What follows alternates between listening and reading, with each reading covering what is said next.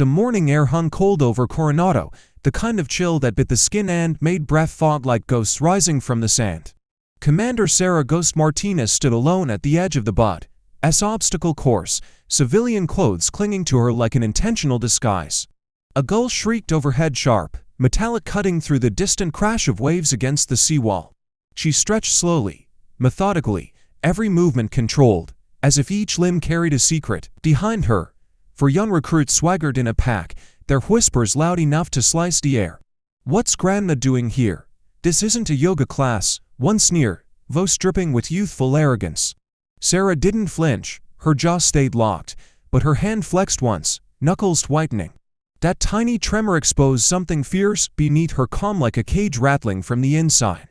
She inhaled the scent of salt, rust, and damp rope, letting it anchor her. She exhaled without looking their way, already calculating more than they could possibly know. Tyler Branson, loudest of the pack, swagger stitched into every step, leaned toward his buddies with a grin too big for his face. $50 says the old lady won't make it past the cargo net, he announced, voice booming across the sand. His friends Jackson, Marcus, and Cole snorted like hyenas, slapping palms in celebration of the joke. Sarah rolled her shoulders once, a ripple under the thin fabric, silent as a storm gathering behind dark clouds. Chief Ramos checked his watch, the metallic click echoing like a countdown to judgment. "Course opens in 2 minutes, he barked. "Anyone can run. Passing time's 12 minutes. The recruits bounced on their heels, smelling competition the way sharks smell blood. Sarah stepped toward the starting line, favoring her left leg, her gait uneven yet deliberate. The sand shifted beneath her shoes, grains pressing into the old injury she carried like an unwanted souvenir. Still, she kept moving, steady as a tide that refused to recede. Tyler brushed past her with a shoulder check meant to bruise ego more than bone. "Maybe sit this one out, ma'am," he taunted. "Wouldn't want you breaking a hip." His friends erupted laughter, sharp, mocking, like pebbles rattling in a tin can. Sarah didn't respond. Silence wrapped around her like armor forged from countless past battles. She simply met Tyler's eyes, hers dark and still, as if holding back entire oceans. "After you," she said, voice flat, controlled, carrying a weight the boys were too young to recognize. Her words tasted like steel in the air, cold, final. A brief wind gusted through, carrying the scent of sweat, dust, and something faintly electric. Tyler smirked, but there was a flicker, barely visible, of uncertainty in his eyes. He turned away too quickly, like a man refusing to stand near a mirror that shows too much. As the recruits lined up, the sun broke through thin clouds, casting harsh light across the course. Cargo nets, rope climbs, and sandpits stretched ahead like a gauntlet, ready to judge every step. Tyler rolled his neck, cracked his knuckles, trying too hard to look unbothered. That was when he saw it. Sarah's shirt shifted as she lifted her arm. A scar peeked out, pale and jagged, sliding down from her collarbone like lightning frozen in flesh. Not the kind from a playful accident or clumsy fall. The kind born from fire, shrapnel, or a blade meant to kill. Tyler's smirk faltered, replaced by something quieter, sharper, curiosity or fear, he didn't know. The wind hummed through the metal bars nearby, vibrating like a warning. Sarah noticed him noticing but offered nothing, no story, no explanation, only silence. The recruits exchanged uneasy glances, uneasy slipping into the cracks of their bravado. Who comes to a place like this with a scar like that and stays silent? Why hide rank, name, identity, unless anonymity itself was safer than truth? Sarah adjusted her stance, grounding herself as grains of sand shifted beneath her heel. Chief Ramos raised his hand, ready to shout the start, tension tightening the air. Sarah's heartbeat thudded once, steady, as if preparing for something far older than this course. Tyler swallowed hard, tasting the sudden dryness in his throat. The ocean roared behind them, louder now, as if trying to warn or witness. Sarah's expression didn't change. Her eyes remained fixed forward, unreadable, uncheckable. And the question hung in the air like a blade. What kind of person carries a scar like that and says nothing? Cold sand blurred into desert heat as the memory pulled Sarah backward 15 years. The flashback hit with the smell of diesel, sweat, and sunburned canvas slapping in the wind. She was the only woman in her S class, standing in surf that froze bone and spirit alike. The harassment then wasn't whispers of weapon shouts, slurs, baits on how fast she'd quit. A boot tripped her during log PT, another accidentally slammed her during surf torture. She never complained, only spat blood into the ocean and kept moving. Today's insults felt like warm-up drills compared to that gauntlet of cruelty. She graduated second in her class, 1 point behind a man who'd failed twice before. But celebration curdled quickly, and orders arrived without her name on them. The official line, policy, the truth, doors shut tight because she was first. Men she'd outperformed deploy immediately, their boots touching sand she only trained for. Sarah spent years waiting, elbows deep in maintenance tasks beneath humming fluorescent lights. She heard jets roar overhead and tasted bitterness like copper on her tongue. When she finally received her first mission approval, she flew to Helmand with adrenaline buzzing. The compound reeked of smoke and fear when they breached, hostages screaming behind broken doors. A blade found her collarbone in the chaos, hot, sharp, tearing down through muscle. She didn't stop. She slammed the attacker back, hauled her commander clear of a blast. The dust tasted like burnt metal as they escaped, lungs raw from smoke. Her commander trembled afterward, breath shaky, whispering thanks she knew wouldn't last. Days later, his report erased her completely. Heroism reassigned, truth buried. So she adapted, stepping deeper into the world without medals or headlines. Black Ops missions swallowed her name, swallowed her face, swallow every piece of recognition. She learned to move like smoke, speak only when necessary, disappear before dawn. The calcine ghost stuck not because she was stealthy, but because the system pretended she wasn't there. She embraced it, sharpening invisibility into the sharpest blade in her arsenal. But the shadows took their toll, missions blurred into one endless night. She carried bruises no one documented, scars no one asked about. 8 months ago, darkness shattered into fire during a covert extraction. Her team was ambushed, gunfire cracking the night like thunder too close to survive. She carried the last wounded operative 6 miles, each step grinding shattered femur against bone. The pain then was a living thing, crawling up her spine, chewing through every breath. The desert air smelled of cordite and sand baking under moonlight, a scent she never forget. When evac finally arrived, she collapsed with blood drying on her lips. Doctors rebuilt the leg with pins and hope, but the joint never moved right again. Navy Medical recommended retirement, handing her a folder of honors she didn't want. She pushed it back across the table, fingers trembling from fury, not fear. "I'm not done," she said, voice low, eyes refusing to blink. She demanded a return to Bud, as this time not as trainee, but instructor candidate. The first woman in history to try, the first one they wanted to fail quietly. Today, everything hinged on one brutal requirement, the obstacle course, under 8 minutes. Last night, her daughter's voice drifted through the phone, soft as sleep. "Mom, you don't have to prove anything to anyone anymore," the girl whispered. Sarah closed her eyes then, smelling rain on the windowsill back home, bittersweet and clean.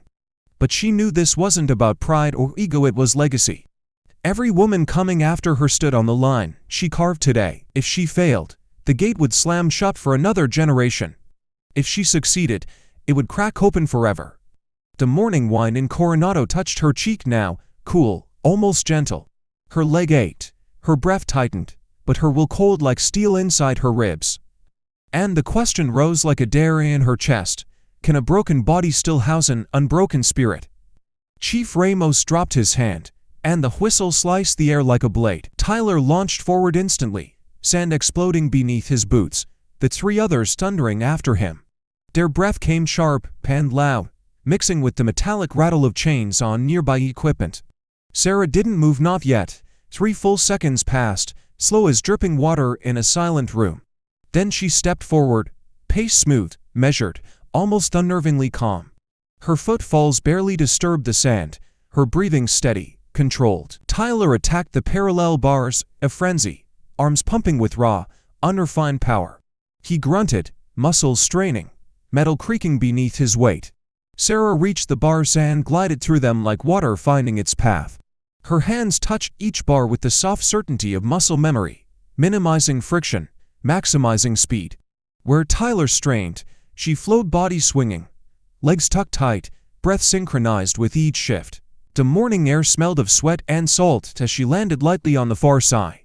Ahead, the recruits vaulted the low wall recklessly, sand spraying in sloppy arcs.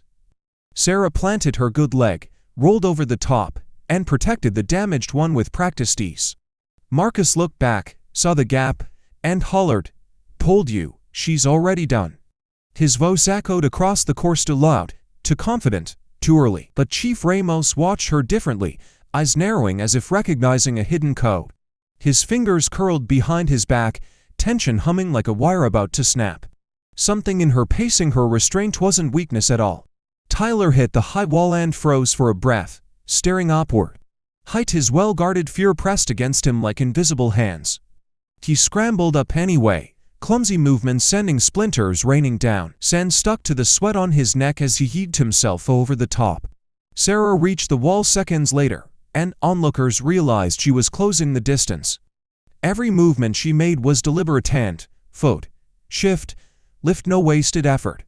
She climbed with precision born from repetition bordering on religion. The sun caught the faint scar at her collarbone as she swung over the top. Tyler reached the cargo net, panting, and glanced back out of habit. He froze. She was only 10 yards behind. Jackson crawled beneath the low net, breath ragged, sand sticking to his eyelashes. He heard Sarah approaching, the rhythmic, steady crunch of footsteps behind him. Panic flickered. He rushed forward, tangled himself instantly, muttering curses. Sarah didn't break stride. She shifted lanes, dropped low, and slid into the crawl. Her body moved like a serpent, ribs brushing sand, elbows pulling with clinical efficiency. Every breath tasted like grit and adrenaline as she surged ahead. On the observation deck, a Navy captain lowered his binoculars sharply. "Is that?" he murmured, voice barely above the wind. His aide checked a tablet, eyes widening as if reading myth instead of fact. "Sir, that's Commander Martinez." She was with DevGru. Tyler stumbled onto the balance logs, trying to maintain speed despite his shaking legs. He saw her emerge from the low crawl, faster, sharper, no longer favoring her injury. Adrenaline and instinct had taken over, rewriting the limits of her body. Her face held no anger, no strain, only focus that cut like cold steel. The wind carried the scent of warm rope and distant ocean as she closed the gap. Tyler's trademark smirk melted off his face, replaced by something uneasy. Chief Ramos allowed himself the smallest grin, arms crossed, knowing exactly what he was witnessing. Sarah's strides lengthened, each step a declaration of something primal awakening. Her eyes locked forward, unblinking, sharp as a predator in motion. And every recruit felt the same shiver crawl up their spine. What had they just awakened? Tyler slammed into the transfer rope, fingers slipping on the coarse, sweat-soaked fibers. His grip faltered, immediately overexertion from earlier obstacles draining him dry. It was the exact trap Sarah had avoided by pacing herself with surgical discipline. When she reached the cargo net, her body shifted automatically, instincts forged through years of survival. She climbed with her legs, not arms, each foothold precise, saving precious grip strength. Wine whipped across the course, carrying the scent of rope fibers and churned sand. Below, the recruits were scattered, Tyler slowing ahead. Marcus and Cole twisted helplessly on the Weaver. Jackson clung to the Burma bridge, his calf cramping so hard he winced with each breath. Sarah crested the net and dropped down lightly, barely a puff of dust beneath her boots. She moved toward the balance logs with a calmness that felt almost supernatural. Her feet skimmed across the logs like a cat crossing a backyard fence at midnight. The injured leg that once lagged behind now matched the other stride for stride, muscle memory overriding pain. Crowd whispers rose from the sidelines, curiosity morphing into disbelief. When she reached the transfer rope, Tyler dropped from the rope swing ahead of her, chest heaving violently. He was 10 seconds in front but looked like a man already at the breaking point. An older SEAL instructor rose to his feet, squinting, then froze. "Holy shit. That's Ghost," he said, voice cracking like a rifle shot in quiet air. His words rippled through the observer's shock, recognition, awe. Ghost wasn't a rumor, she was a legend whispered about in training barracks.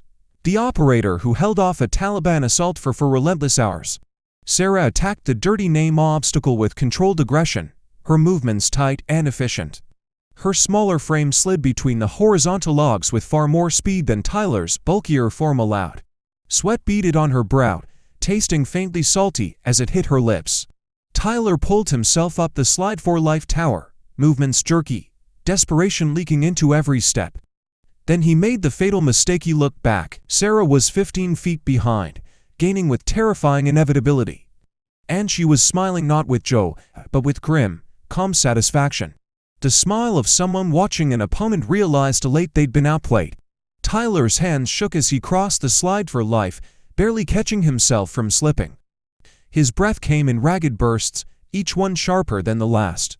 Sarah launched from the tower platform with perfect form, body hollowed, arms locked. She glided across as if suspended on invisible lines, the definition of textbook precision. Gasps rose from instructors and candidates alike. No wasted motion, no hesitation. Ahead loomed the rope swing, the obstacle Chief Ramos called the place where most people fail. Tyler struck it first, but his compromised grip betrayed him. He lunged weakly, missed, reset, tried again, barely catching the rope on the second attempt. His shoulders shook violently as he swung, feet dragging the dirt. Sarah hit the approach without breaking stride, eyes unblinking, breath steady. She timed the rope's motion, loaded her momentum, and launched in one fluid arc. Her swing sailed cleanly across, landing with a thud so controlled it felt choreographed. Marcus, still tangled on earlier obstacles, stopped moving entirely, staring as if witnessing myth-made flesh. Even the wind seemed to pause, carrying the tension like a live war stretched across the course. Sarah closed the distance with predatory inevitability. Her shadow merging with Tyler's, he stumbled toward the incline wall, energy leaking from him like water from a cracked canteen. She reached the base of the wall just as he struggled up its midpoint. Her hands pressed against the wood, breath steady, expression unreadable. Then she surged upward, clean, controlled, unstoppable. She crested the incline wall and passed Tyler without a single wasted motion. His face collapsed through confusion, then horror, then something softer, dawning respect. And the question tore through his mind like lightning. Who is this woman? Tyler's pride drives him forward even as his body betrays him. Every step on the churned sand, a negotiation with failure he refuses to accept. His arms tremble uncontrollably, the muscles overstimulated and swollen from reckless early exertion. He drags himself toward the incline wall with the stubbornness of someone who cannot allow himself to be beaten, especially not by someone he underestimated. Sarah, meanwhile, ascends the 14-foot surface as if gravity has given her a personal exemption, her footwork crisp, deliberate, and almost too efficient to look real. Each movement is a micro-adjustment born from years of rep after rep perfection, her center of gravity constantly aligned, her upper body barely needed for support. Tyler slips on his first attempt, his boots skidding down the wooden slats as he curses under his breath. He tries again, shoulders tight, breathing ragged, pushing past the burn in his torn-up palms. His friends, scattered at different obstacles like casualties on a battlefield, watch helplessly from afar. The distance between Tyler and Sarah isn't just physical, it's technical, mental, and earned. Tyler knows it. It crushes him. Sarah reaches the spider wall, the obstacle infamous for destroying whatever grip remains in even the strongest candidates. She studies it only for a fraction of a second, mapping angles and transitions with the instinct of someone who's memorized movement itself. Instead of fighting the wall with brute force, she lets momentum guide her, using swings and shifts to relieve strain from her hands. Where Tyler grunts, she breathes. Where he strains, she glides. The thin holds seem to welcome her rather than resist her, her body moving as a single connected unit trained by years of special operations necessity. Tyler, arriving moments later, is already beaten by fatigue. His arms shake so violently that even mounting the obstacle becomes a battle he's not equipped to win. His second sled is worse than the first, fingers peeling away as gravity reclaims him without mercy. Sarah, now dismounting with fluid ease, barely touches the sand before she transitions into motion again. The gulf between them grows with every second. And for the first time in the entire run, the onlookers fall silent. Then it happens. Tyler's final attempt ends not with progress, but with a fall that knocks the air from his lungs and the pride from his posture. His hand misses a grip by half an inch, and he plummets 8 feet, landing hard on his shoulder with a heavy, sand-muffled thud. Pain flashes across his face, sharp and unmistakable, but even as he curls around the injury, His eyes track Sarah. She's already clearing the final vaults, moving with the calm cadence of someone finishing a ritual rather than a race. Chief Ramos raises his stopwatch as she crosses the line, her breathing labored but controlled, her stride steady despite the throbbing in her damaged leg. 7 minutes, 42 seconds, he announces, his voice carrying the weight of both awe and confirmation. Tyler's friends rush to him, their earlier bravado replaced with panic and the unmistakable sting of humiliation. None of them finished, none of them came close. And the woman they mocked just made time with an injury. Sarah bends forward, hands on her knees, finally allowing the pain to register now that the objective is complete. Her leg screams in protest, her shoulder pulses with delayed ache, but her mind is steady. Mission complete, no wasted movement, no broken discipline. The Navy captain approaches with his aide, their expressions unreadable behind professional detachment. Tyler limps forward, his shoulder hanging wrong, the reality of his failure dawning with sobering clarity. "Who the hell is she?" he asks, voice hoarse and defeating. Chief Ramos turns so the entire group can hear, his tone reverent and edged with pride. "That's Commander Sarah Martinez. 3 deployments with SEAL Team 6, to Silver Stars, Purple Heart, the operator whose classified record you'll never read." The words hit the recruits like a detonation. Tyler's face drains of color as the full scope of his arrogance becomes undeniable. He insulted a legend. Jackson, the loudest of Sarah's critics, scrambles awkwardly through the sand as he tries to approach her, apologies already spilling from his lips. But Sarah walks past him without acknowledgement, her focus locked elsewhere, her body language cold and impenetrable. She has no interest in their remorse, their opinions never matter. The captain speaks quietly to her, and whatever message he delivers makes her shoulders tighten with a subtle, almost imperceptible stiffness. He hands her a sealed document folder, a weight heavier than paper, heavier than accolades, heavier even than the run she just dominated. Sarah accepts it without a word, but the shift in her eyes tells a different story. This isn't recognition, it isn't praise, it's assignment. Something classified, something urgent, something only Ghost could handle. And as she walks off the course, every recruit watches her go, realizing with dawning dread that her performance to date didn't just impress command, it activated something. Something dangerous, something necessary. The captain leads Sarah away from the course, his stride brisk, his silence weighted with urgency rather than ceremony. The secure briefing room they enter feels colder than the training field, the air thick with purpose and classified tension. Sarah instantly recognizes 3 of the DevGru operators inside Rodriguez, Hale, and Vickers' men. She's sweated, bled, and fought beside in darker corners of the world. A CIA liaison waits near the table, tapping a pen over satellite imagery showing a fortified compound carved into Yemen's harsh terrain. It becomes clear that the obstacle course wasn't a test of physical readiness, but a vetting mechanism, a recruitment filter disguised as training. Sarah's demonstration wasn't merely observed, it was scrutinized, recorded, dissected. The captain confirms this with a single line: "You were the objective." She processes it in silence, her breath steady despite the ache in her injured leg.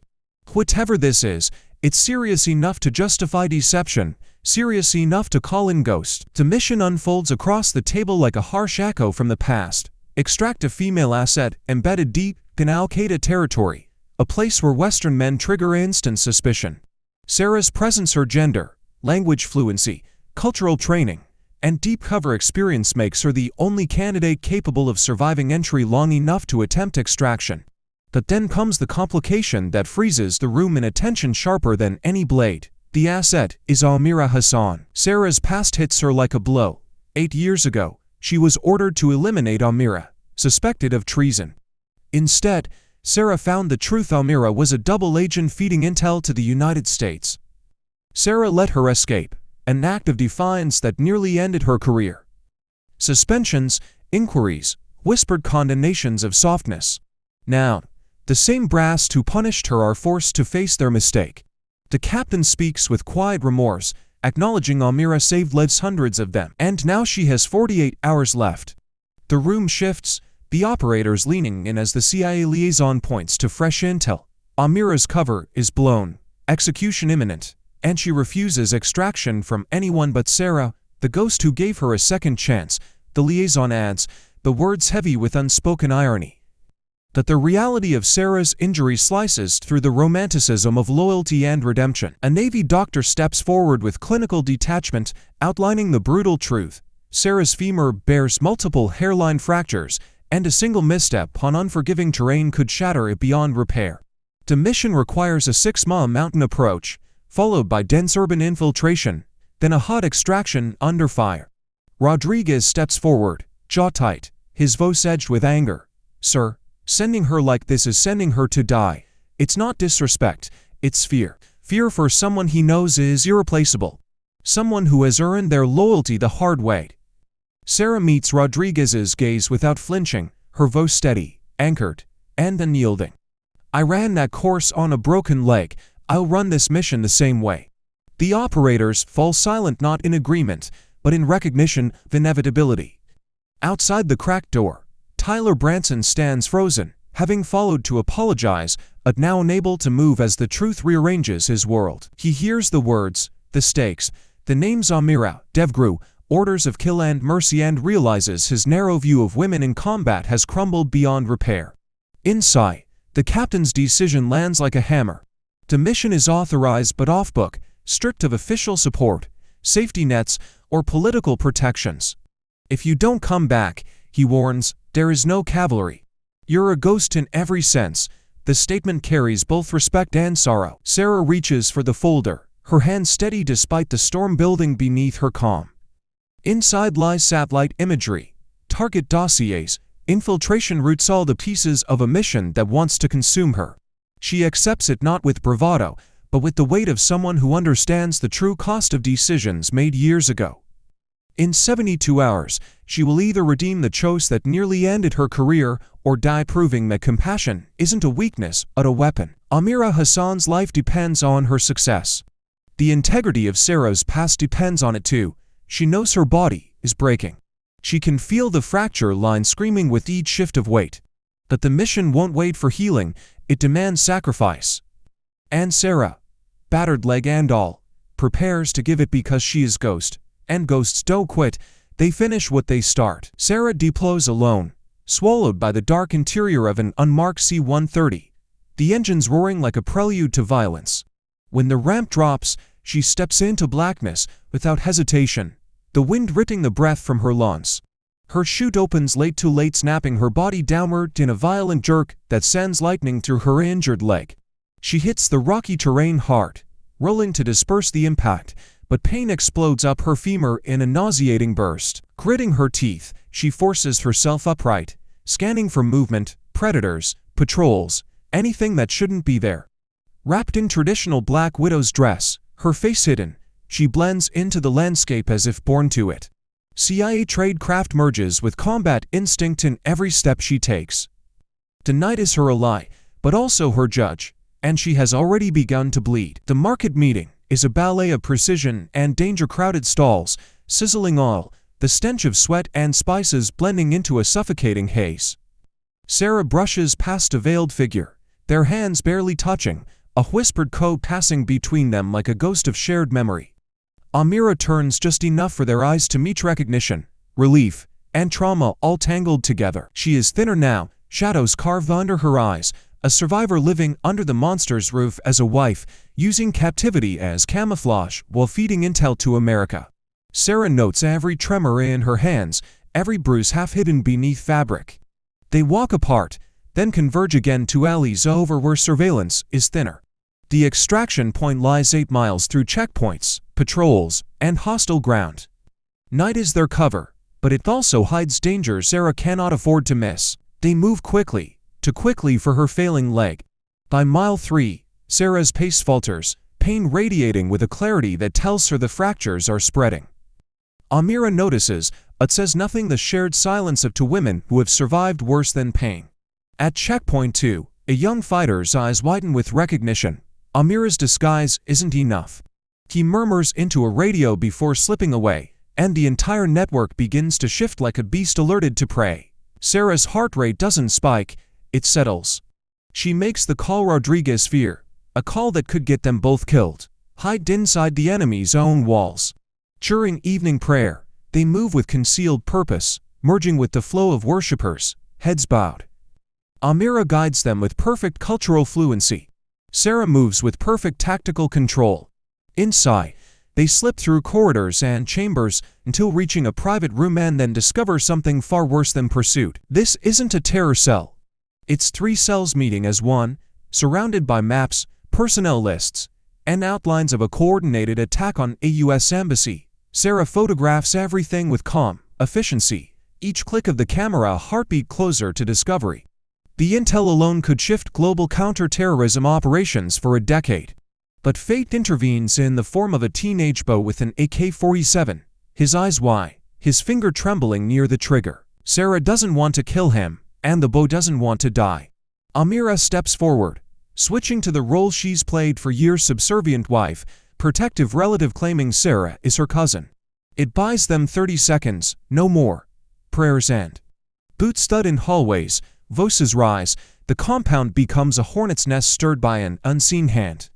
They flee through narrow back corridors as fighters converge like closing jaws. Sarah's leg finally buckles on a stairwell, pain splintering through her body as she collapses. Amira supports her, dragging her upward with a strength born of desperation, the rooftop their only chance for altitude and visibility. Enemy fighters swarm below, their shouts echoing up the stairwell, the extraction point now fantasy buried under impossible distance. Sarah pulls her radio with shaking fingers, knowing the call she's making will shatter deniability and trigger political firestorms. But Amira is worth more than secrecy, more than protocol, more than her own life. Sarah calls for emergency exfil. Gunfire erupts from below as fighters breach the door. Propped against a chimney, Sarah returns fire with flawless precision despite being unable to stand. Amira kneels beside her, reloading magazines with trembling hands. Two helicopters crest the horizon, one friendly, one hostile blade slicing the darkness. And this is the moment where legends either rise or fall. The friendly helicopter breaks over the skyline in a roar of hope and chaos, its silhouette unmistakable even in the crossfire. Sarah recognizes the markings about as training unit before reality sinks in. They shouldn't be anywhere near Yemen. But then she sees the rope lines drop and understands. Chief Ramos, he convinced the brass to position the unit on a coincidental joint exercise, a contingency only he would dare authorize. Tyler Branson is the first to fast rope out, followed by Rodriguez and two hardened operators. Gunfire peppers the rooftop as they descend. Tyler lands, takes 3 steps, and a round slams into his vest, knocking him backward with brutal force. Amira dives toward him as Sarah provides cover from a prone position, her leg twisted unnaturally. Wine, bullets, dust, and courage collide. Marcus and Cole hit the roof moments later, the same recruits who once mocked Sarah now moving with lethal purpose. Their eyes are wide with fear but sharpened into resolve the second they see the stakes. This isn't training. This isn't chest-thumping bravado, this is war. They set a perimeter with the precision of seasoned soldiers, their hands steady even as their chests heave with adrenaline. Rodriguez barks directions, and everyone obeys without hesitation. They load Sarah and Amir into the helo, Tyler helping lift Sarah despite the bruise swelling beneath his vest. But before the aircraft can lift clear, hostile fire rips into the tail rotor. The world erupts into spiraling chaos, metal shrieking, bodies slamming against bulkheads. The helicopter crashes into the compound courtyard in a violent burst of dust and shrapnel. A moment of silence follows a stunned, breathless pause broken only by Sarah's muffled groan as her leg finally snaps. Survival instincts override shock, everyone is alive, but now they are surrounded, outnumbered 20-1. Rodriguez calls for air support, but the reply is grim. 20 minutes out. An eternity in a firefight. Ammunition is scarce, positions vulnerable. Tyler makes a decision that rewrites the trajectory of his life. He hands Sarah his rifle without a word. He takes her sidearm, lighter and deadlier at close range, then moves to the most exposed section of the courtyard wall. The kid who once laughed at a legend now defends her with a courage earned the hard way. The courtyard becomes a killing field of dust and gunfire. Marcus and Cole fight with a ferocity born from guilt and transformation, their former arrogance burned away in the flames of real combat. Sarah, immobilized but surgical in her precision, picks targets with icy calm, every shot protecting Tyler, Rodriguez, or Amira. Amira crouches behind cover as rounds snap overhead, her voice steady as she relays the attack plan she memorized to everything. She is not just an asset, she is the intelligence itself. Rodriguez transmits their intel to JSOC, and minutes later the sky answers. Drones scream into the fight, obliterating advancing hostile vehicles and disrupting enemy formations. The tide shifts, fragile but real. Reinforcements arrive in a thunderous wave of full SEAL platoons smashing through the compound with overwhelming force. Under their cover, the survivors are extracted one by one, Sarah refusing morphine until every other person is secure. Tyler lifts her in his arms, carrying her toward the rescue helo through the haze of smoke and victory. His voice trembles as he says, "I'm sorry. For what I said. For who I was." Sarah, pale and losing blood, forces her eyes open long enough to whisper, "You showed up. That's all that matters. The mission is a triumph." Amira's information stops 3 coordinated embassy attacks. But Sarah's leg cannot be saved. The amputation is inevitable. As Tyler watches her evacuation, he realizes he has witnessed the truth. Strength isn't defined by gender, rank, or reputation. It is defined by who stands when it matters, and Sarah Martinez stood until she broke. The sun over Coronado is soft and gold, warming the parade field as the honor guard stands at attention.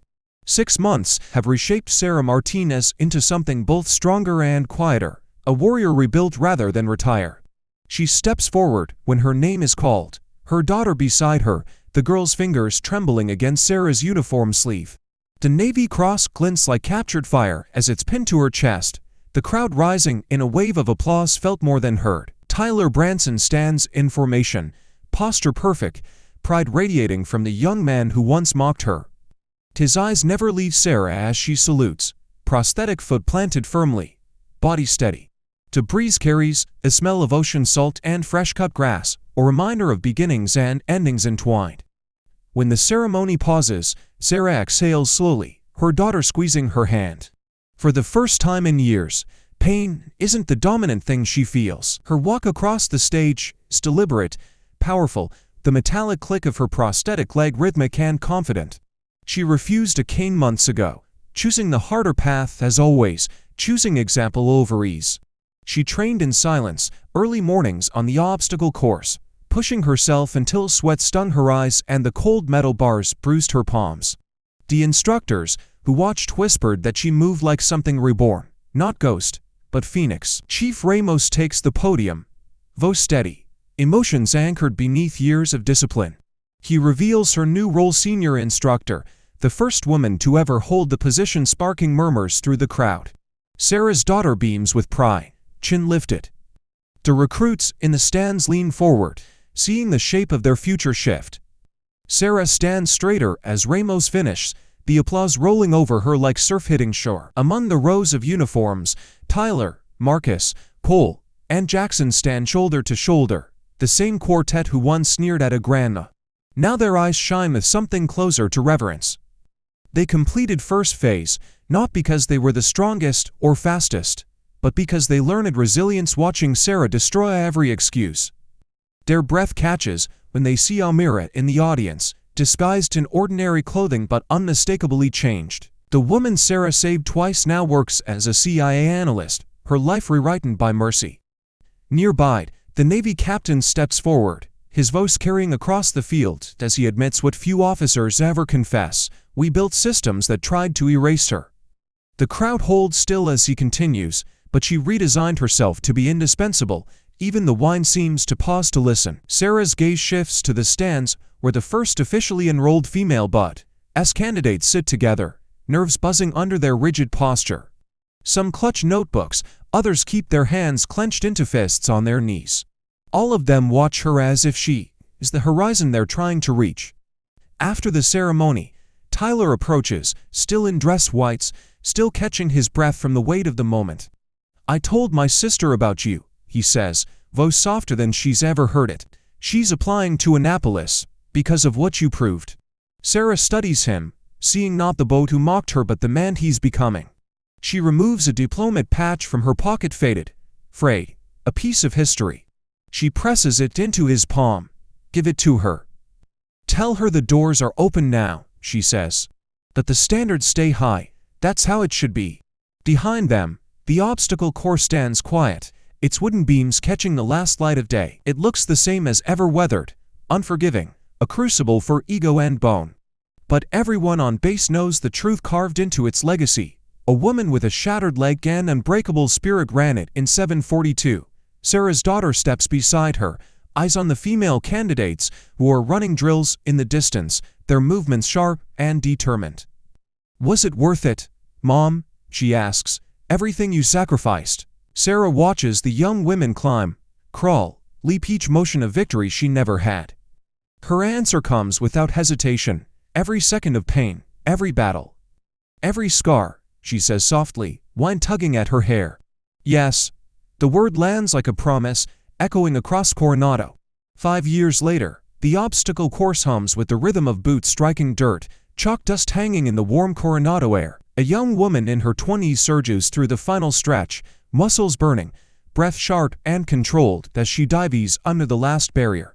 She sprints toward the finish, crossing it in a staggering 7:15, breaking the course record like it was a myth instead of a limit. The instructors shout the time, disbelief turning into awe. On her uniform is a faded patch, stitched carefully onto her training blouse, the same patch Sarah Martinez once bled in. She tears off her helmet, sweat dripping, determination etched into every line of her face. It is Tyler Branson's sister, now a but.s candidate, and already a legend in the making. The crowd of candidates watches with reverence. The course stands silent, acknowledging what she's done.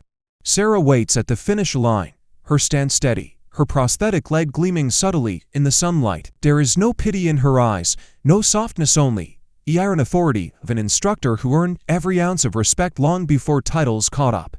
Candidates straighten instinctively when she looks their way. Even the toughest don't question her word. She nods once at Tyler's sister, approval quiet but powerful. Around them, the culture has shifted. Male recruits train alongside female candidates without hesitation or resentment, not because rules changed, but because ghosts changed the expectations of what a warrior can be. Somewhere overseas, Tyler Branson watches from a dusty forward base, sending a video message afterward. In it, he tells his sister how proud he is and thanks Sarah for teaching him that humility must come before honor. Sarah says nothing in response. She doesn't need to. Her days are filled with the same brutal rigor she once endured: log PT, surf torture, 4-mile timed runs. She gives no special treatment, least of all to women, who know better than to expect it. They've earned their slots like everyone else, sweat for sweat, bone for bone. Amira's encrypted messages arrive sporadically, simple lines glowing on Sarah's secure tablet. 3 lives saved today because of Yemen. Thank you. Sometimes Sarah allows herself a small smile, not of pride, but of clarity. Her daughter, now in high school, volunteers at the Navy SEAL Museum, guiding visitors past exhibits Sarah once walked by anonymously. When young girls ask if the stories are true, her daughter lifts her chin and says, every one of them. The museum staff knows never to downplay Ghost's legacy. It isn't myth, it's precedent. Chief Ramos retires in a quiet ceremony, the kind he prefers, but he insists Sarah be there. His voice is rough with emotion as he tells her, you didn't demand respect. You made respect inevitable. The words settle into her like anchors, steady and grounding.